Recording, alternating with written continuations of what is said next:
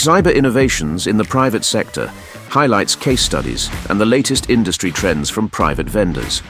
Explore innovative solutions, success stories, and exclusive insights from industry leaders. Stay ahead with the cutting-edge developments driving the industry forward. Today on CyberSecTV, we speak with Jesús Alonso, head of Bridgestone EMEA Cybersecurity, about cybersecurity challenges in manufacturing. My name is Jesús Alonso. I started in consultancy positions, then auditor, then several clients in the three lines of defense. In fact, first of all, in the third line of defense as an auditor, then the second line of defense as a risk manager in a financial industry, and finally in the first line of defense with several positions as a CISO roles, head of cybersecurity in IT and OT environments. Also, several times heavy regulated environments and other times in industrial and manufacturing field. The convergence between IT and OT environments, well, it's a challenge for cybersecurity people and roles, but on the other hand, it's open our environment in terms not just be less secure, but also more. We have more approach to solve issues quicker, because we can access from outside, so this open our environments, but also it's easier to access remotely, not to a production environment, but IT environments, just to see what is happening. At least in the very beginning, you can contain and solve some issues that maybe arise. Talking about legacy in industrial environments, this is realistic environments that we need to maintain and remain with maybe legacy, because in fact we need to preserve availability, and depending on the industry, 1 second downtime is not affordable, so we need to solve this kind of issues with technology. In fact, we have technology to preserve and protect these legacy environments, trying to isolate as much as we can to avoid vulnerabilities and threats. But step by step, with Industry 4.0, we are increasing our maturity in terms of improve, update our old environments. But this is a long-term career to follow, because it's not easy. In so many industries change fast these environments that are not easy to change, because we can't stop in so many environments. About operational resilience, we are facing a new regulation. Well, in fact, it's not new, but so many industries are facing new requirements with NIS2. So the resilience, in fact, is one of the key points that we need to preserve with NIS2 regulation in every country that we operate. It's something that in industries and OT environments is a key point to preserve, not just because we faced cybersecurity threats, but because we need to preserve availability over top of the other things, So it's resilience is the key, also combined with risks.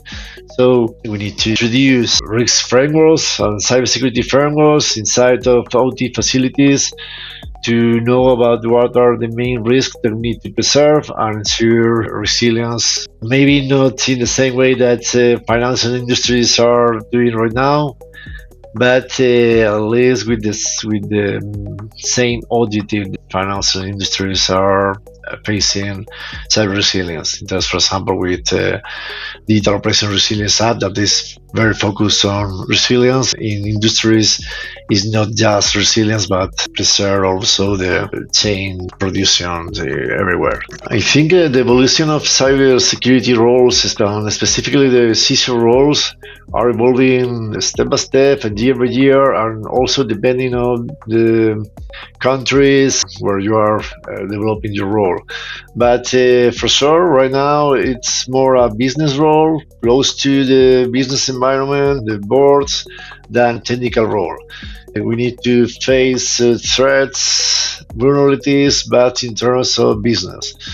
So it's a primary key in every business environment, an essential role, C-level role that in so many companies right now we are in the board of directors presenting results and risk every quarter with business terminology and try to adapt our cybersecurity, not just focusing in tools or technology, but talking about business. The risk with supply chain partnership is maybe one of the main risks that we face right now, because for sure we can protect our companies, we can deploy several controls, technology, and preserve our environments. But the thing is, with supply chain and third parties, external parties, we just have maybe not all the hands and controls that we already have in our companies, because for sure we have contracts with them. We can check controls, frameworks, ask for evidences, but at the end of the day, they just have their own controls, cybersecurity. So it's a very challenging thing to achieve, but step by step with technology, we are evolving a lot inside our companies just to put barriers, preserving access, external access, with minimum requirements of security. You can access to my environment, But we need to know that it's not just a question to increase our maturity in the biggest companies, but also in the medium and the small companies that are working with all of us. Unless they need to preserve a minimum controls and requirements. And maybe our regulators and third parties, and regulators and politicians need to focus also in these companies, and not all just in the biggest companies, because if not, if you access in the weakness chain point of the chain, you also can access to the most control environment, to the highest control environment. So it's really a risky thing that we are facing right now, every season, I think, in the world. The regulation side, maybe we need to keep the balance, at least in the European Union, between preserve cybersecurity inside our companies. In one hand, I think is helping us as cybersecurity roles to improve cybersecurity inside of the companies, but on the other hand, we need to deal with other countries that maybe are not so regulated European countries. So we need to keep the balance in terms of preserve our competitiveness in the market, and also preserve our cybersecurity inside of our organizations. So maybe we need also to improve our awareness, our culture, sending and rise campaigns of awareness within the European Union, and not just pushing with fines of being so regulated in terms of, some of the things are very useful for us, helping to increase the maturity, but others maybe just put companies in a way that is not easy to compete with other sectors or countries around the world. Cybersecurity awareness and culture is I don't know if it's the key, but maybe it's one of the main things to arise in every organization. It's challenging because you are working for an international environment company. The culture changes in every country. Maybe you have the same culture in your environment, in your company, but in every country it's different. But we need to improve our awareness. We need to connect our personal life with our professional life in terms of cybersecurity. You face your personal life, you access to your bank, to your personal accounts with two-factor authentication in a secure way. You want this in your personal life. It's easier to understand that in your professional life is the same. No, it's at least maintain the minimum requirements that are necessary to preserve cybersecurity around the world. But culturally talking, every country is different, every region is different, so we need at least to preserve a baseline of requirements and awareness.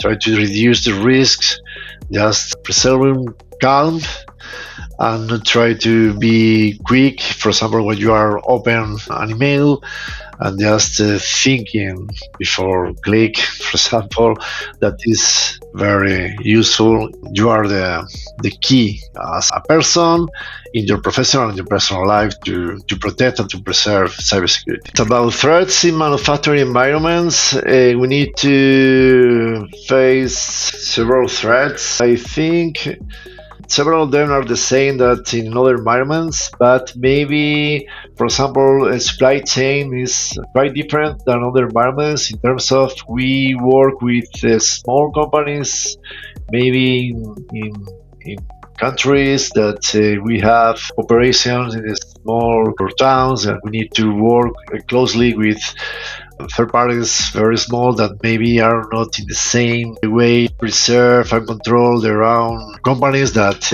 we can face in another bigger companies. So this is a risk specifically that we face in manufacturing environments. For example, also about technology that are out of date because we need to preserve availability. It's not easy to change and update equipment in manufacturing environments because specifically we have some equipment that is not easy to replace and update. It's very expensive also, and maintaining availability is essential.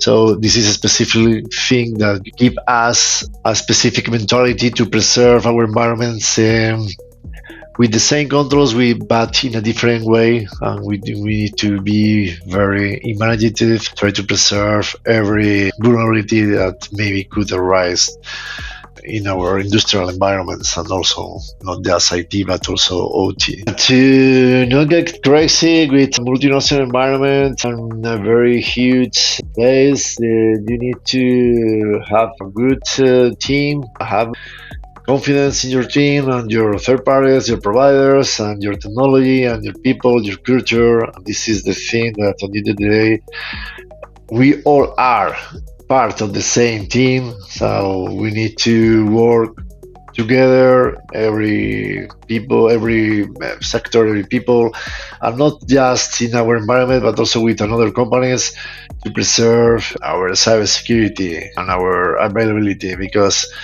if not, we are alone, and in the end of the day, we are just a community, not just inside of our companies but also outside. This kind of proposals to work together, to work also maybe with public sector and private sectors, it's very useful to preserve and to not get crazy,